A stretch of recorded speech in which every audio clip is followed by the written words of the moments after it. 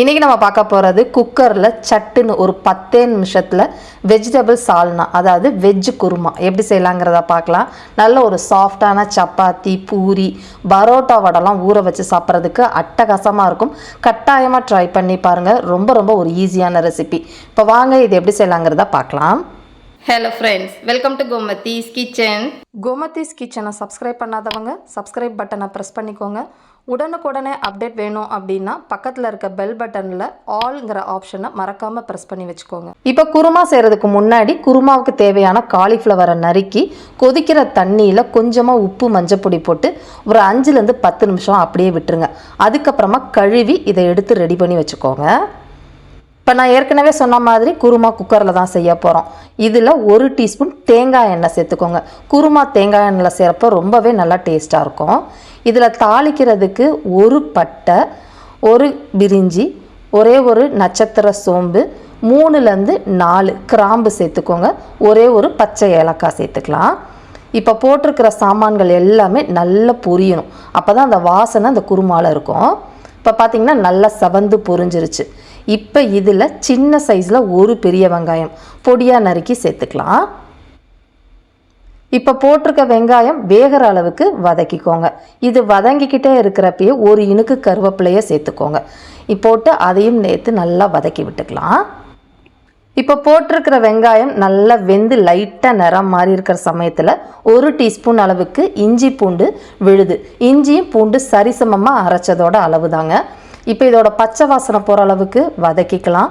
இப்போ போட்டிருக்கிற இஞ்சி பூண்டும் பச்சை வாசனை போய் வதங்கி வந்ததுக்கு அப்புறமா இதில் தக்காளி பழம், எந்த சைஸில் வெங்காயம் எடுத்தீங்களோ அதே சைஸில் 1 தக்காளி பழம் சேர்த்து வதக்கிக்கோங்க. இப்போ இந்த தக்காளி வதங்கிக்கிட்டு இருக்கப்போ இந்த குருமாவுக்கு தேவையான அளவு உப்பு முதல்ல ஒரு 3/4 டீஸ்பூன் சேர்த்துக்கலாம். பிறகு தேவைப்பட்ட நம்ம சேர்த்துக்கலாங்க. இப்போ இதை நல்லா வெந்து வதங்கட்டும்.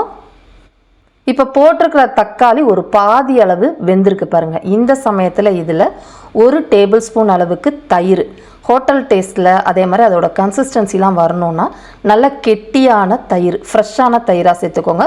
புளிச்ச தயிராக இருக்கக்கூடாது. அதையும் போட்டு நல்லா வதக்கிக்கலாம். இப்போ பார்த்திங்கன்னா நல்லா வதங்கி இந்த அளவுக்கு இருக்கப்போ இதில் மசாலா பொடி சேர்க்க போகிறோம். இதில் சேர்க்க போகிற மசாலா பொடின்னு பார்த்திங்கன்னா ஒரு 1/4 டீஸ்பூனுக்கு கொஞ்சம் குறைவா மஞ்சள் பொடி சேர்த்துருக்கிறேன். அடுத்ததாக மிளகாய்த்தூள் 1/4 டீஸ்பூன் மட்டும் சேர்த்துருக்கிறேன். ஏன்னா இதில் தேங்காய் விழுது, பச்சை மிளகாய் போட்டு அரைக்க போகிறோம். மசாலா சாமானும் சேர்க்க போகிறோம். அதனால் இது மட்டும் போட்டு வதக்கிக்கோங்க. இப்போ போட்டிருக்கிற தக்காளி நல்லா குழஞ்சி இந்த அளவுக்கு வதங்கினதுக்கு அப்புறமா இதில் கொஞ்சமாக புதினா இலைகள் வாசத்துக்காக சேர்க்க போகிறோம். அதாவது அந்த சால்னா வாசனை வரணும் அப்படின்னா புதினாவை ஒன்று தேங்காவோடு அரைக்கணும், இல்லை இந்த தக்காளி வதங்குறப்பே போட்டு வதக்கிக்கணும். மசாலா வாசனை ரொம்ப பிடிக்கும் அப்படின்னா தேங்காவோட கூட நீங்கள் அரைச்சிக்கலாம். இப்போ அதுவும் நல்லா வதங்கி வந்ததுக்கப்புறமா காய்கறிகள் சேர்க்கலாம். முதல்ல கேட்க போகிறதுன்னு பார்த்திங்கன்னா பச்சை பட்டாணி. நான் ஃப்ரெஷ்ஷான பச்சை பட்டாணி கொஞ்சம் முளை விட்டதாக இருக்குது, அது சேர்த்துருக்குறேன். காஞ்சது அப்படின்னா ஊற வச்சு அதுக்கப்புறமா சேர்த்துக்கோங்க. கூடவே 1 கேரட் பொடியாக நறுக்கி சேர்த்துருக்கிறேன். அடுத்ததாக ஒரே ஒரு உருளைக்கிழங்கு நறுக்கி சேர்த்துக்கலாம். கூடவே பார்த்திங்கன்னா பீன்ஸ், நான் ஒரு 15 பீன்ஸை நறுக்கி சேர்த்துருக்குறேங்க. காய்கறிகள் உங்களுக்கு நிறைய பிடிக்குன்னா அதுக்கேற்ற மாதிரி சேர்த்துக்கோங்க. இல்லை எனக்கு நிறைய போட்டால் பிடிக்காதுன்னா குறைவாக கூட சேர்த்துக்கலாம், உங்கள் விருப்பம்தான். இப்போ இந்த தக்காளியோடையே சேர்த்து இந்த காய்கறிகளும் கொஞ்ச நேரம் வதக்கிக்கோங்க. இப்போ இது வதங்கிக்கிட்டு இருக்கப்போ இதில் மசாலா பொடி சேர்க்க போகிறேன்னு சொன்னேன் இல்லையா, இதில் சேர்க்க போகிறது கரம் மசாலா பொடி, அப்படி இல்லைன்னா கறி மசாலா பொடி. நான் கறி மசாலா பொடி 1 டீஸ்பூன் சேர்த்துருக்குறேன். வீட்டில் அரைச்ச பொடி தாங்க. ரெசிபி லிங்க்கு கீழே டிஸ்கிரிப்ஷனில் இருக்குது, செக் பண்ணி பாருங்கள். இல்லாத பட்சத்தில் கடைகளில் வாங்கிக்கக்கூடிய கறி மசாலா கூட போட்டு வதக்கிக்கோங்க. இப்போ இதனால் ஓரளவு வதங்கினதுக்கு அப்புறமா கழுவி எடுத்து வச்சுருந்த காலிஃப்ளவரும் சேர்த்து வதக்கிக்கலாம். பார்க்குறப்பே உங்களுக்கு தெரியும்னு நினைக்கிறேன், குக்கர் ரொம்ப நிறக்க இருக்குது. அதனால் இதை பெரிய குக்கருக்கு மாற்றிக்கிறேங்க. ஸோ நீங்கள் செய்ய போகிறீங்க அப்படின்னா குக்கர் கொஞ்சம் பெரிய குக்கராகவே எடுத்து போட்டு வதக்கிக்கோங்க. இப்போ இந்த காய்கறிகள் மசாலா அடுத்து ஒரு 3-4 நிமிஷம் வதங்கட்டும். இது வதங்கிக்கிட்டு இருக்க சமயத்துக்குள்ளே இந்த குருமாவுக்கு நம்ம ஒரு தேங்காய் விழுது அரைக்கணும் பார்த்திங்களா, அதை நம்ம ரெடி பண்ணி எடுத்துகிட்டு வந்துடலாம். தேங்காய் விழுது அரைக்கிறதுக்கு ஒரு மிக்சி ஜாரில் பெரிய மூடி தேங்காவாக இருந்தால் 1 மூடி தேங்காய் துருவுனது மெஷரிங் கப்பில் 3/4 கப் அளவுக்கு சேர்த்துக்கோங்க. கூடவே இந்த குருமா திக்கனிங்காக ஒரு 7லேருந்து 8 முந்திரி பருப்பு சேர்த்துருக்குறேன். முந்திரி பருப்பு வேண்டாம் அப்படின்னா 1½ டேபிள் ஸ்பூன் பொட்டுக்கடலை சேர்த்துக்கோங்க, அதுவும் நல்லாயிருக்கும். அடுத்ததாக பச்சை மிளகாவை அப்படியே போடுறத விட கொஞ்சம் எண்ணெயில் லைட்டாக நிறம் மாற வதங்கினதுக்கப்புறம் சேர்த்தோம் அப்படின்னா வயிறு பொறுமல் இருக்காது, அதாவது பார்த்திங்கன்னா காட்டம் அதிகமாக இருக்காது. இந்த மாதிரி வதக்கி சேர்த்துக்கோங்க. கூடவே 1 டீஸ்பூன் அளவுக்கு சோம்பு சேர்த்துக்கலாம். அடுத்ததாக இந்த சால்னா வாசம் குருமா நல்ல வாசனையாக இருக்கணும்னா கொஞ்சமாக கட்டாயமாக கல்பாசி சேர்த்துக்கோங்க, அப்போ தான் அந்த ஃப்ளேவர் கிடைக்கும். இப்போ இதை கொஞ்சமாகவோ இல்லை கொஞ்சம் அதிகமாகவோ தண்ணி ஊற்றி வழுவழுன்னு அரைச்சிக்கோங்க. இப்போ பார்த்தீங்கன்னா நான் கிட்டத்தட்ட ஒரு 1/2 கப்புக்கு தண்ணி ஊற்றி நல்ல நைஸாக இந்த அளவுக்கு அரைச்சி வச்சுருக்கிறேன். இதை அரைச்சிட்டு வர நேரத்துக்குள்ளேயே பார்த்திங்கன்னா நம்ம வதக்கிக்கிட்டு இருந்தோம்லே அந்த சாமான்கள் எல்லாமே நல்லா வதங்கியும் வந்துருச்சு. ரொம்ப நேரம் வதக்காதீங்க, ஏன்னா நம்ம குக்கரில் வேற வேக வைக்க போகிறோம். ரொம்பவும் வதங்கிருச்சுன்னா கரைஞ்சி போயிடும் காய்கறிகள். இந்த அளவுக்கு வதங்கினதுக்கப்புறமா குக்கரில் நம்ம மாற்றினோம் பார்த்திங்களா, அதில் கொஞ்சம் மசாலா இருந்துச்சு, அதனால் 1/2 கப்பு போல் தண்ணி ஊற்றி அலம்பி இதில் சேர்த்துருக்கிறேன். இதோடைய இப்போ நம்ம அரைச்சி வச்சுருந்த தேங்காய் விழுதையும் சேர்த்துக்கலாம். தேங்காய் விழுது அரைக்கிறதுக்கு நான் வந்து 1/2 கப்புக்கு கொஞ்சம் கூட தண்ணி ஊற்றி அரைச்சிருக்கிறேன். ஸோ மொத்தமாக இப்போ 1 கப்பு தண்ணி ஊற்றிருக்கிறேங்க. நல்லா கலந்து பார்த்திங்க அப்படின்னா கெட்டியாக இருக்கிற மாதிரி இருக்கும்.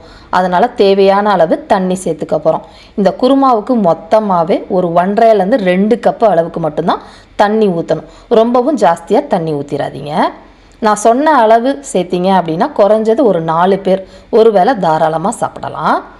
இப்போ எல்லாம் கலந்துட்டு டேஸ்ட் பண்ணி பார்த்தேங்க, கொஞ்சமாக உப்பு குறைவாக இருக்குது, அதனால் 1/4 டீஸ்பூன் சேர்த்துருக்குறேன். நீங்கள் செக் பண்ணிவிட்டு வேணும்னா சேர்த்துக்கோங்க. இது எல்லாம் சேர்த்து நல்லா கலந்ததுக்கப்புறமா இதை வேக வச்சுக்கலாம். குக்கரை மூடி ப்ரெஷர் வச்சுட்டு மிதமான தீயில் 1 விசில் மட்டும் விடுங்க. அதிக தீயில் விசில் வச்சிங்கன்னா பக்குவமாக வேகாது. இப்போ நான் 1 விசில் ஆனதுக்கப்புறமா உங்களுக்கு காட்டுறேன். இப்போ பார்த்தீங்கன்னா கரெக்டாக 1 விசில் வச்சுருந்தேன், ப்ரெஷர் நல்லா ரிலீஸ் ஆகிடுச்சு. ஓப்பன் பண்ணி பார்த்துடலாம். ஓப்பன் பண்ணி பார்த்த உடனே உங்களுக்கு நல்ல எண்ணெய் பிரிஞ்சு இந்த அளவுக்கு இருக்கணுங்க. இதில் கடைசியாக பொடியாக நறுக்கினா கொத்தமல்லி இலைகள் சேர்த்து கலந்து விட்டு பார்க்கலாம். குருமா பாருங்களேன், நல்லா பக்குவமாக ரெடி ஆகிடுச்சு. மேலே தண்ணியாக இருக்கிற மாதிரி இருக்கும், ஆனால் கலந்து விட்டிங்கன்னா சரியாக இருக்கும்.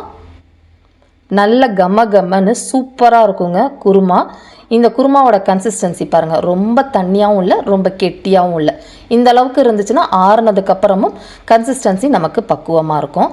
கடைசியாக ஃப்ரெஷ்ஷாக கருவேப்பிலை எண்ணெயில் பொரிய விட்டு சேர்த்துக்கலாம், இல்லை இப்படியும் சேர்த்திங்கனாலும் மணமாக இருக்கும். இந்த குருமாவை இதே மாதிரி அளவுகளோடு நீங்களும் செஞ்சு பாருங்கள். செஞ்சு பார்த்துட்டு எப்படி இருக்குங்கிறத கமெண்ட் பண்ணுங்கள். வீடியோ பிடிச்சிருந்தாலும் கமெண்ட் பண்ணுங்கள், லைக் பண்ணுங்கள், ஷேர் பண்ணுங்கள். மறக்காமல் கோமதீஸ் கிச்சன் சேனலையும் சப்ஸ்கிரைப் பண்ணி வச்சுக்கோங்க. தேங்க்ஸ் ஃபார் வாட்சிங்.